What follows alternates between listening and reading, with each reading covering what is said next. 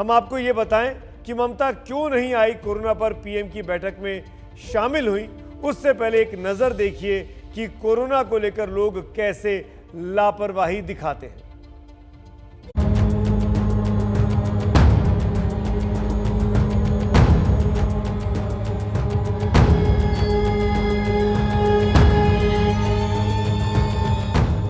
Corona से हाहाकार,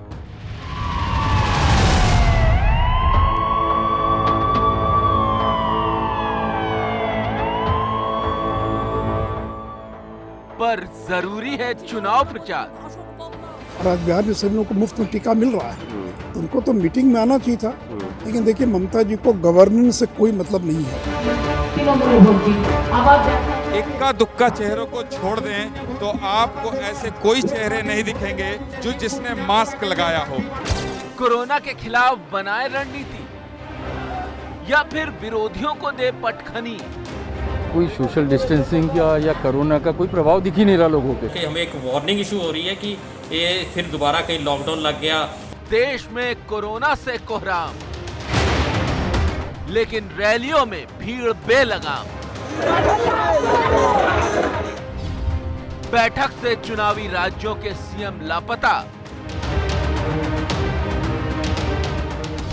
चुनावी मौसम में कोरोना से किसको वास्ता।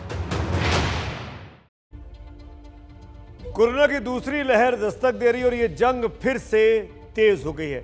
इसीलिए प्रधानमंत्री नरेंद्र मोदी ने आज मुख्यमंत्रियों के संग बैठक की। बैठक वीडियो कॉन्फ्रेंसिंग के जरिए थी। बावजूद इसके लोगों की जान से ज्यादा अहम चुनावी सियासत एक बार फिर हो गई। कोरोना पर पीएम के साथ बैठक में ममता बनर्जी आज शामिल ही नहीं हुई। बैठक से ज्यादा ममता बनर्जी ने चुनावी रैली को, अपने मैनिफेस्टो के कार्यक्रम को ज्यादा तवज्जो दी। ये बैठक वर्चुअल तरीके से आयोजित की गई थी और ममता कहीं से भी इसमें शामिल हो सकती थी।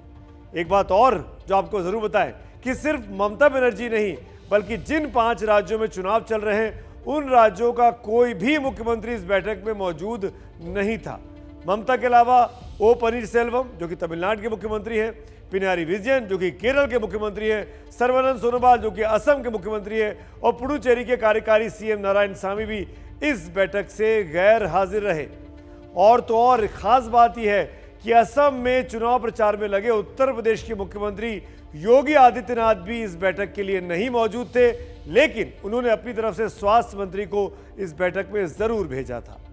ममता बनर्जी कोरोना पर प्रधानमंत्री के साथ हुई बैठक में तो नहीं आई, लेकिन चुनावी रैली से उन्होंने पीएम मोदी पर जरूर हमला किया।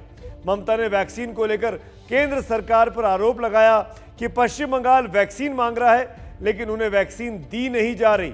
उन्होंने यह भी ऐलान कर दिया कि अगर वो चुनाव जीत जाती हैं तो सबको मुफ्त में वैक्सीन लगवाएंगी। কোভিডে ইনজেকশন দাও সাধারণ মানুষকে। আমি বলছি আমি টাকা দেব। আমি চাই জনগণকে বিনা পয়সায় কোভিডের ইনজেকশন সবাইকে দেব। তুমি আমাকে দাও।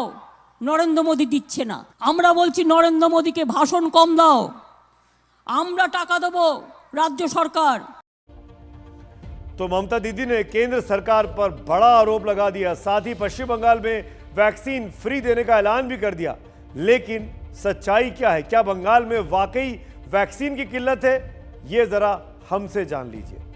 पश्चिम बंगाल को अब तक 52,90,000 वैक्सीन दी गई है। इसमें कोविशील्ड और कोवैक्सीन दोनों शामिल हैं। अब तक 30,89,000 वैक्सीन का इस्तेमाल किया गया, यानी लगा दी गई है। 22,01,000 वैक्सीन अभी भी लगनी बाकी हैं।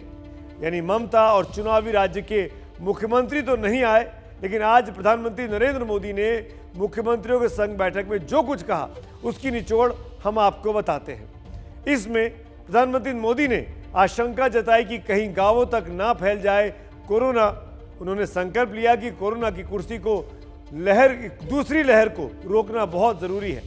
उन्होंने हौसला बढ़ाया कि यह काम भय के माहौल बनाए बगैर करना है और साथ ही उपाय बताया कि टेस्ट, ट्रैक और ट्रीट यानी इलाज ही कोरोना का असली इलाज है।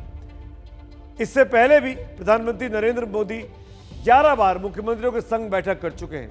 इस बैठक में पीएम ने क्या कहा खास, वो जरा अब आप सुन लीजिए। टेस्ट, ट्रैक, और ट्रीट, इसको लेकर भी हमें उतनी ही गंभीरता की जरूरत है जैसे कि हम पिछले 1 साल से करते आ रहे हैं। हर संक्रमित व्यक्ति के कॉन्टैक्ट को कम से कम समय में ट्रैक करना और आरटी-पीसीआर टेस्ट रेट 70% से ऊपर रखना बहुत अहम है। हम ये भी देख रहे हैं कि कई राज्यों में रैपिड एंटीजन टेस्टिंग पर ही ज्यादा बल दिया जा रहा है और उसी भरोसे गाड़ी चल रही है। जैसे केरल है, उड़ीसा है, छत्तीसगढ़ है, यूपी है। मुझे लगता है कि इसमें बहुत तेजी से बदल की जरूरत है। इन सभी राज्यों में, मैं तो चाहता हूं देश के सभी राज्यों में हमें आरटी-पीसीटी टेस्ट और बढ़ाने पर जोर देना होगा। प्रधानमंत्री ने कोरोना की रफ्तार रोकने के लिए रणनीति तैयार की है, लेकिन ममता बनर्जी की इस बैठक में ना शामिल होने को लेकर लोगों ने अपनी राय सोशल मीडिया पर जरूर जाहिर की है। आपको वो राय दिखाते हैं। अजय कुमार सिंह ने लिखा है, यह अहम शब्द का टकराव है जो हर मनुष्य के अंदर होता है, पर एक अच्छे नेता के तौर पर इस शब्द के ऊपर उठकर राज्य और देश के हित में सोचना चाहिए। दुर्भाग्यवश ऐसा नहीं हो रहा। डॉक्टर दीपक सिंघल लिखते हैं, इतनी कटुता चुनाव प्रचार में एक दूसरे के प्रति दोनों ने व्यक्त कर दी है। साथ ही कार्यकर्ता भी आपस में कटुता लिए हुए हैं, आपस में झगड़ रहे हैं, तो वो क्यों इस बैठक में जाती। ये तो सियासत की बात हुई, लेकिन असल परेशानी कोरोना की रफ्तार है।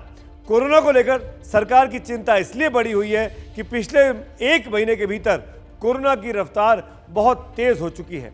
आप इसका अंदाजा इस बात से लगाइए कि कोरोना से सबसे ज्यादा प्रभावित 5 देशों की तुलना में भारत में संक्रमण फैलने का प्रतिशत सबसे ज्यादा है। इस फरवरी को 14,264 नए केस देश में आए, 4 मार्च को 17,000 और आज जब हम आपसे बात कर रहे हैं तो 28,902 नए केस प्रतिदिन की दर है। तो बड़ी पिक्चर इसमें क्या है? बड़ी पिक्चर ये है कि पिछले 2 सप्ताहों की अगर तुलना करें तो जो नए केस हैं उनमें 43% की वृद्धि हुई है। 43% increase in new cases week on week.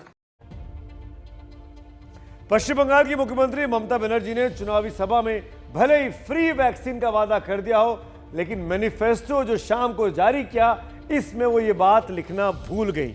आज उनका मैनिफेस्टो आया और उसमें मुफ्त वाली चीजों की जबरदस्त मुनादी है। क्या क्या खास बातें हैं?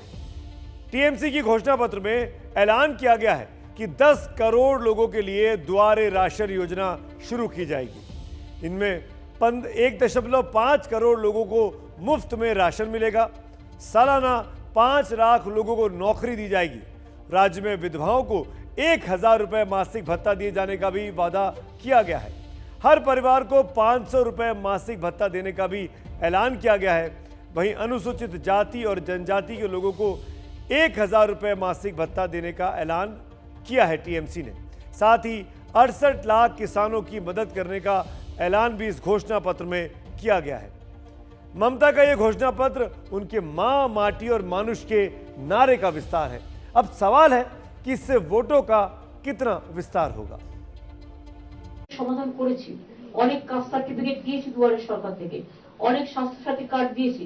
সেই রকম আগামী দিন তৃণমূল কংগ্রেস দরজায় দরজায় মানুষকে রেশন নিতে আসতে হবে না, রেশন দোকানে আমরা প্রত্যেক মানুষের বাড়িতে বাড়িতে রেশন পৌঁছে দেবো। আমার যে 10 কোটি মানুষের আমরা যে বিনা পয়সায় এখন খাদ্য দিচ্ছি সেইটা আমরা মানুষের বাড়িতে বাড়িতে দুয়ারে দুয়ারে পৌঁছে দেবো। এটা আমাদের সংকল্প।